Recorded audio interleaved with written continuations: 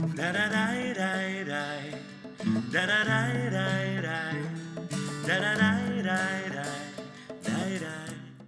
got involved with capital camps when a friend of mine, who was the leader of this community, invited me to attend the first meeting of the organizing meeting for capital camps. And I walk into this big boardroom and there's 20 people sitting around a table, and it's a board of directors meeting for capital camps. And Bernie White was there and Herman Taub was there, and I sat in the meeting. And the meeting resonated with me, what they were trying to achieve at camp. They were trying to strengthen children's Jewish identity.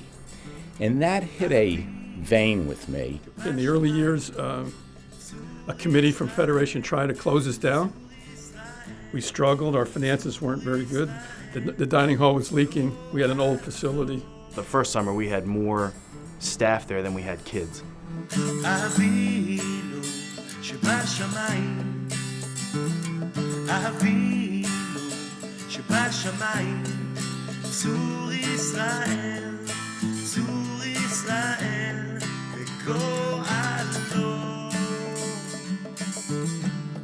I feel it is one of the most important tools to give children a warm background of Jewish education and Jewish living, swimming and sports and singing. It's great to have such an amazing facility, but it's not about that. It's about what happens to your heart when you get around the children.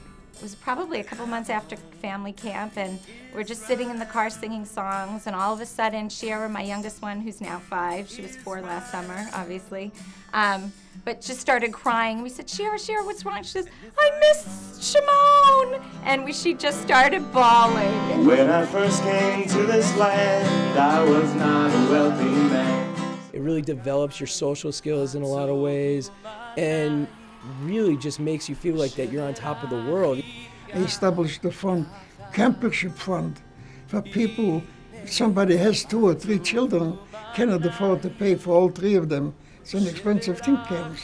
So at least we give them scholarship and give them an opportunity, not only of fresh air, no, a surrounding environment of Jewish spirit, of Jewish songs, of Jewish art, in feeling what a Shabbat is together, and a holiday is together. And this was the greatness of capital camps. What's most remarkable about the program is in some ways how unremarkable it is for the kids to be at camp. They're just kids. We created what's called the Mikey Challenge, and it was 40 tasks that were all picked by him. He decided each one that he wanted to do. And these things have ranged from everything from being able to take a shower on his own to going down the Big Zip. That was the highlight of this summer. And he said he really, really wanted to go down the Big Zip. He was going to go down the Big Zip.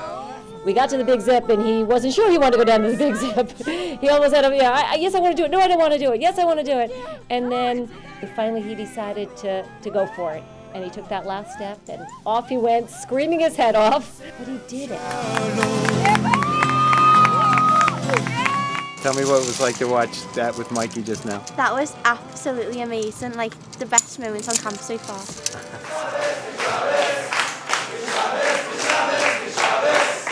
One of the things you hope when you send a special needs child to camp is that her friends don't just become the staff or her shadows.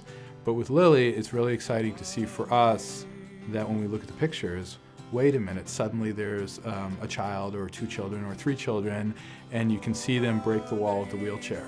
And I think a lot about the fact that our future Jewish leaders are going to know inclusion fully because they've lived it, they breathed it. It feels so completely natural to them.